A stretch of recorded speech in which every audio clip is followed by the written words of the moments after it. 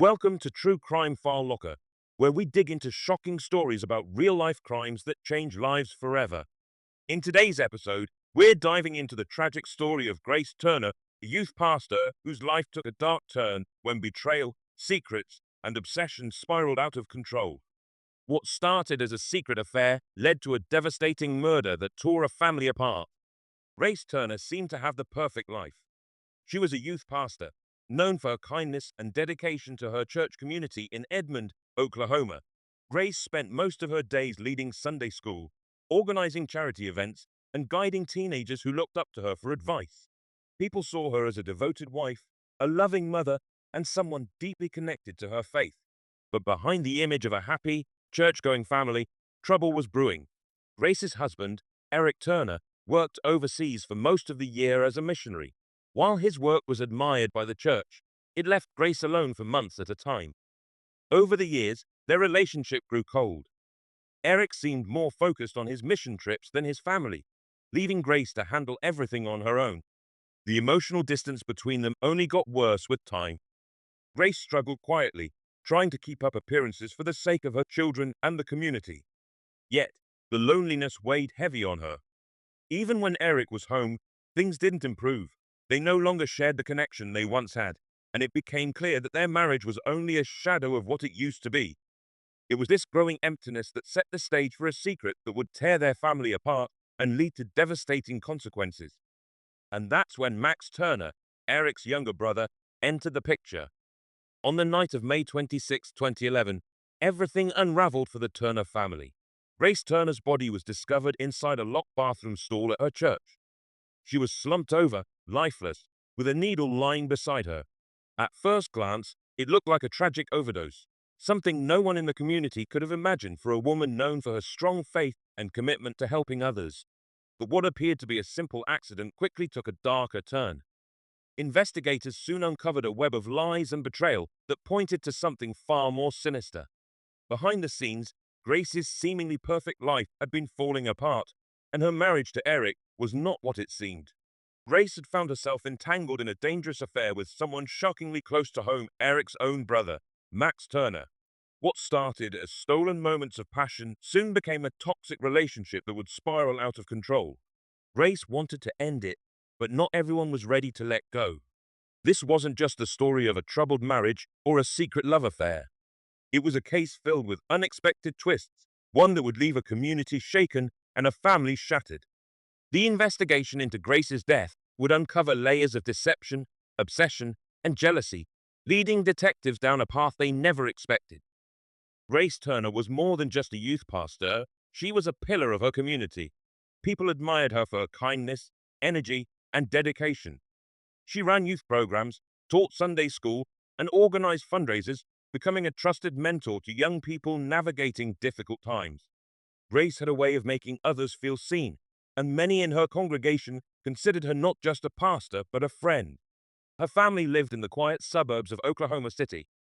Grace's days were busy, filled with church activities, family responsibilities, and helping others.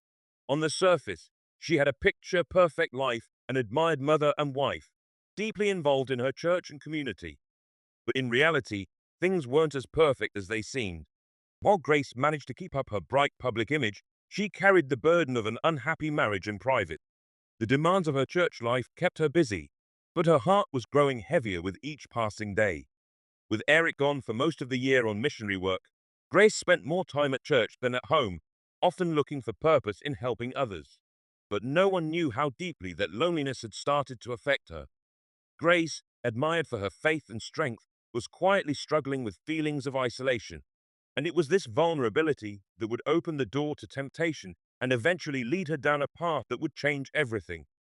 Eric Turner's missionary work took him far from home, both physically and emotionally. His assignments in Southeast Asia kept him overseas for up to 8 months a year, leaving Grace to manage the household and raise their two children alone. Though Eric's work was seen as noble by the church, the distance began to take a heavy toll on their marriage. At first, Grace tried to stay supportive. She admired Eric's dedication to his calling, but as the years passed, his absence became harder to bear. Even when Eric was home, he was often emotionally unavailable. Conversations between them felt forced, and the intimacy they once shared had faded into polite exchanges. Eric seemed more comfortable in his work abroad than in his own home.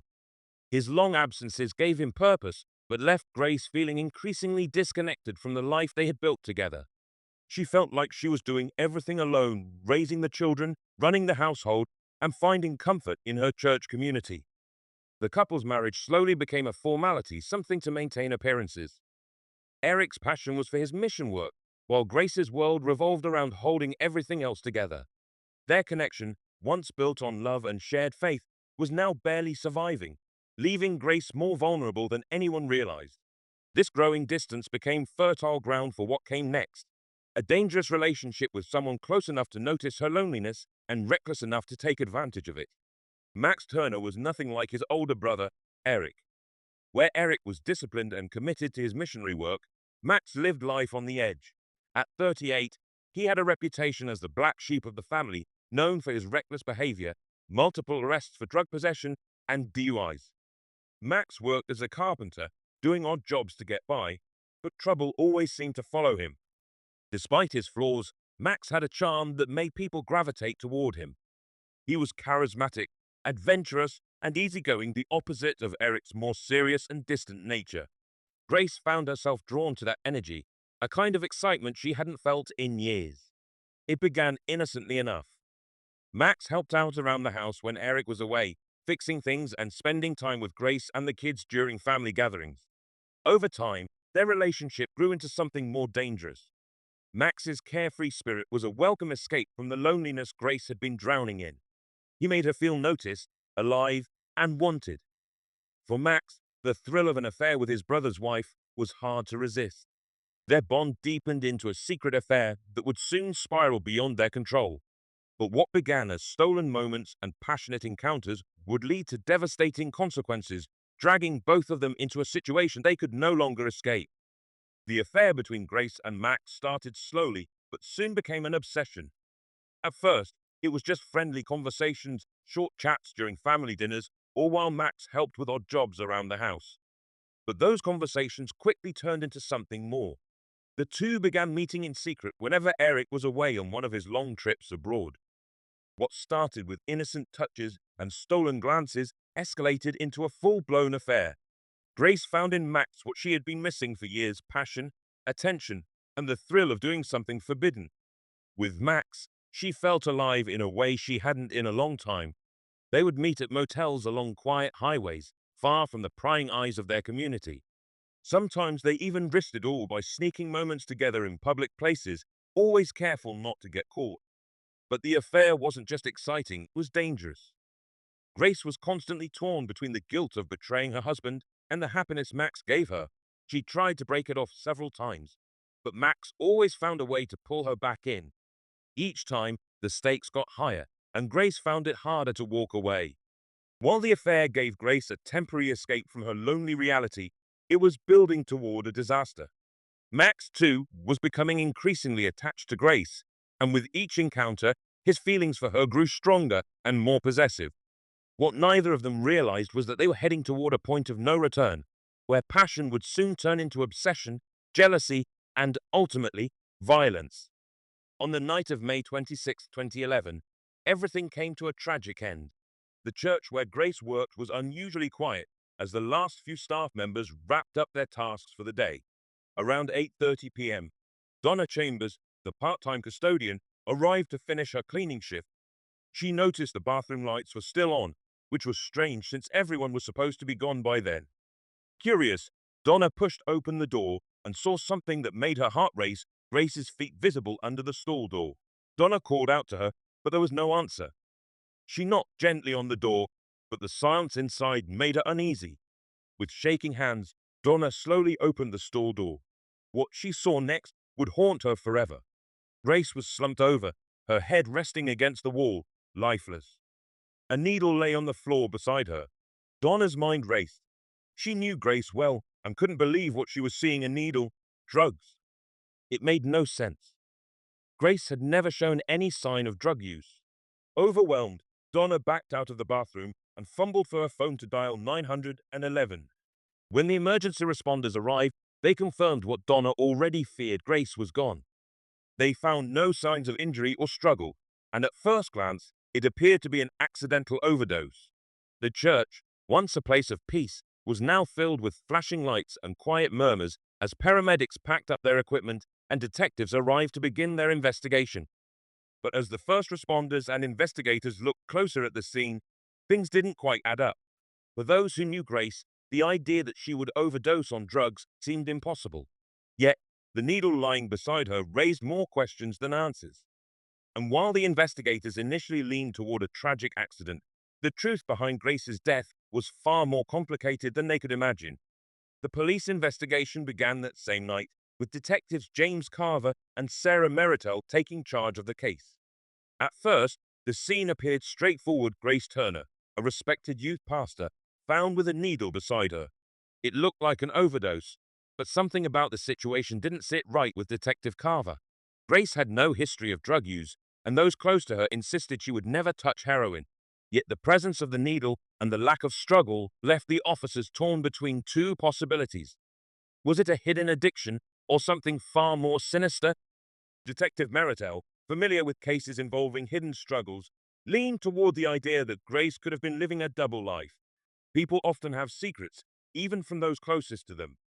However, Carver believed otherwise. He felt the scene seemed staged, as if someone wanted them to think Grace had overdosed. The detectives knew they had to tread carefully. If it was foul play, the person responsible had gone to great lengths to make it look like an accident. Carver instructed his team to search the church for anything unusual, while Meritel began combing through Grace's phone records and messages, hoping to find clues. They also planned to, as the investigation into Grace's death deepened, the detectives turned their focus toward her husband, Eric. At first, Eric seemed like a grieving husband, cooperative and calm during questioning. He admitted that his relationship with Grace had grown distant over the years, blaming his frequent travels for the emotional drift. But as detectives looked deeper into his life, they found shocking secrets Eric had kept hidden. Detectives discovered that Eric had been leading a double life. While his family and church believed he was doing missionary work in Southeast Asia, Eric had spent much of his time in the Philippines. There, he had started a second family with a woman named Cookie Santa Cruz. Eric had kept this part of his life carefully hidden, maintaining a secret Facebook account under a fake name to keep in touch with Cookie and their two young children. When confronted with this information, Eric admitted everything.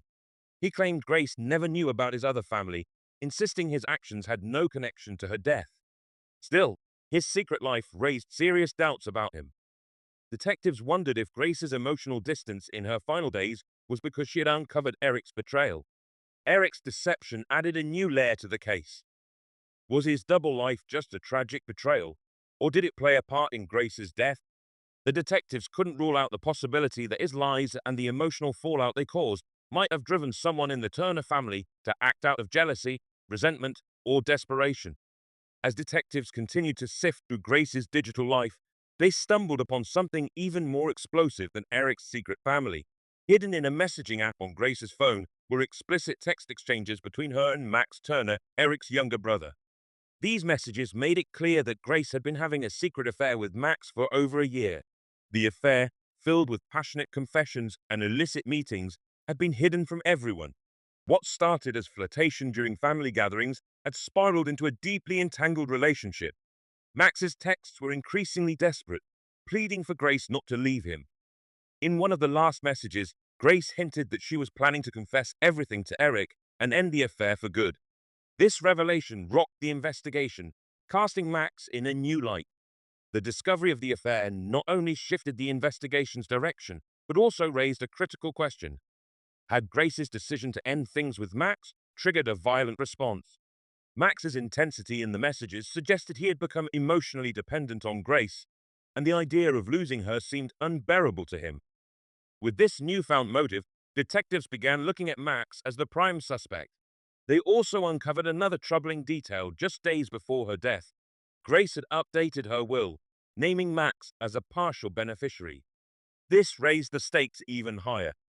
Was this affair about love, or had Max also been motivated by greed? Either way, it was clear that Grace's plan to end the relationship might have sealed her fate. With the affair exposed, Max Turner quickly became the center of the investigation. Detectives began to see a pattern. Max was not only emotionally attached to Grace, but also dangerously unstable. He had a history of arrests for drug possession and reckless behavior, earning him a reputation as the family's troublemaker. Though Max had always been a part of the Turner household, helping with projects and attending gatherings, he now seemed far more dangerous than anyone had realized. During questioning, Max admitted to the affair but downplayed its seriousness, claiming it was just a fling and nothing more. However, his tone shifted when detectives pressed him about Grace's plan to confess everything to Eric. Max became visibly uncomfortable and gave conflicting answers about his last interaction with her. The detectives noticed Max's growing nervousness. As they pieced together the timeline, they found out that Grace's final night had ended with a meeting at the church alone with Max. That encounter, it seemed, was the breaking point. Grace had told Max it was over, that she couldn't keep lying, and that she intended to tell her husband the truth. Max didn't take it well. The pressure on Max increased when detectives revealed that Grace had named him in her will. The investigators began to suspect that Max might not only have been motivated by love and jealousy, but also by the prospect of financial gain. With emotions running high and the fear of exposure closing in, Max had every reason to act irrationally. As detectives gathered more evidence, Max's actions looked increasingly suspicious. They knew they needed to press him harder. Grace's death was no accident, and all signs now pointed to Max as the one responsible. As the investigation widened, detectives turned their attention to Lillian Hopper, one of Grace's closest friends. Lillian and Grace had known each other since their college days, bonding over their shared commitment to faith and church work. Lillian had been Grace's confidant for years, helping her with youth programs and other church activities. But the detectives soon uncovered a layer to their friendship that raised new questions. During questioning, Lillian revealed that she and Grace had briefly experimented with a romantic relationship back in college, something they had kept secret and never pursued further. Although they remained close friends, Lillian admitted she had always carried unresolved feelings for Grace. Detectives began to wonder if Lillian's feelings had turned into jealousy when she discovered Grace's affair with Max. Lillian confessed that she had known about the affair for some time. She had tried to advise Grace to break things off with Max, warning her that it could destroy her marriage. But deep down, Lillian struggled with feelings of betrayal. Watching Grace turn to someone else, especially Max, hurt more than she was willing to admit. The detectives began to suspect that Lillian's emotions might have played a role in Grace's death. Was she simply a hurt friend, or was there more to her story? When pressed about her whereabouts on the night of Grace's death, Lillian claimed she was at home, but her nervous demeanor raised doubts. The complex nature of Lillian's relationship with Grace, combined with jealousy and emotional turmoil, made her another person of interest. Detectives now had to consider whether her unspoken feelings could have driven her to do something out of anger or heartbreak. On the night of May 26, 2011, Max and Grace met one last time at the church. Grace had made up her mind she was ending the affair and planned to confess everything to Eric. For Max, this was devastating. He had grown increasingly obsessed with Grace, and the thought of losing her was too much to bear. Their conversation quickly turned into a heated argument. Max begged Grace not to leave him, but she remained firm. She told him their relationship was a mistake and that she needed to set things right with her husband. Max's emotions spiraled out of control. The rejection hit him hard, stirring up a dangerous mix of anger, desperation, and fear. Consumed by his emotions, Max snapped. In a fit of rage, he grabbed Grace, pressing his hand over her mouth to silence her. The struggle was brief but violent. When Grace stopped moving, the reality of what he had done began to sink in. Panicked, Max knew he had to cover up the crime. Thinking fast, Max remembered an old heroin needle stashed in his truck left over from a past incident. In a desperate attempt to stage the scene, he placed the needle in Grace's arm, hoping it would look like an overdose. He believed no one would suspect foul play, especially since Grace had no history of drug use. But things didn't go as Max had planned. The details were sloppy. The needle was awkwardly placed, and there were no fingerprints on it. Grace's background made the idea of drug use hard to believe, and the toxicology report later revealed inconsistencies with typical overdose patterns. What Max thought would be a perfect cover-up only raised more questions for the investigators. As the investigation progressed, detectives Carver and Meritel zeroed in on Max Turner. His story about the night of Grace's death kept changing under pressure, and the inconsistencies made it clear that he wasn't telling the whole truth. Detectives also found it suspicious that Max showed little emotion when discussing Grace's death, often deflecting questions or giving vague answers. The staged overdose only added to their suspicions. Forensic tests confirmed there were no fingerprints on the needle, and the toxicology report didn't match the heroin dose typically found in accidental overdoses. Max's criminal past with drugs and his increasingly erratic behavior fit a pattern detectives had seen before: someone trying to cover up a crime driven by passion and panic. Detectives called Max in for a second interview, this time armed with evidence from Grace's phone and security footage showing him entering the church on the night she died. When confronted, Max's demeanor shifted. He grew defensive and nervous, his answers becoming more fragmented. The more they questioned him, the more cracks began to show in his story. Detectives knew they had enough to make an arrest. Max's connection to Grace, their toxic affair, and the argument that escalated into her death pointed to him as the primary suspect. On May 28, just 2 days after Grace's body was found, officers arrived at Max's home to take him into custody. At first, Max resisted, mumbling excuses and insisting it was all a mistake. But as the handcuffs clicked into place, the reality of what he had done hit him. The life he thought he could hide behind lies and manipulation was over. Max Turner was charged with the murder of Grace. The courtroom was packed when Max Turner's trial began in early 2012. The prosecution painted a picture of a man consumed by jealousy, driven by obsession, and willing to do anything to keep Grace from leaving him. They argued that when Grace decided to end the affair and confess to her husband, Max snapped, killing her in a moment of rage and staging the scene to look like an overdose. The defense, led by attorney Thomas Kent, tried to convince the jury that Grace's death was accidental. They argued that Max had not intended to harm her and that he had panicked when she died unexpectedly during an argument. Kent emphasized Max's troubled background, suggesting that his poor judgment and emotional struggles explained his reckless attempt to cover up the incident. Throughout the trial, Max sat emotionless, showing little reaction as the prosecution laid out damning evidence. The text messages revealing Grace's intention to end the affair, the inconsistencies in Max's story, and the staged overdose that failed to mislead investigators. Witnesses, including Grace's closest friends and church members, testified about her character and the unlikelihood that she would use drugs, further undermining the defense's argument. After days of testimony and deliberation, the jury returned with a verdict guilty of first-degree murder. Max sat stone-faced as the judge announced his sentence: life in prison without the possibility of parole. The verdict brought some closure to Grace's family and community, but the damage was already done.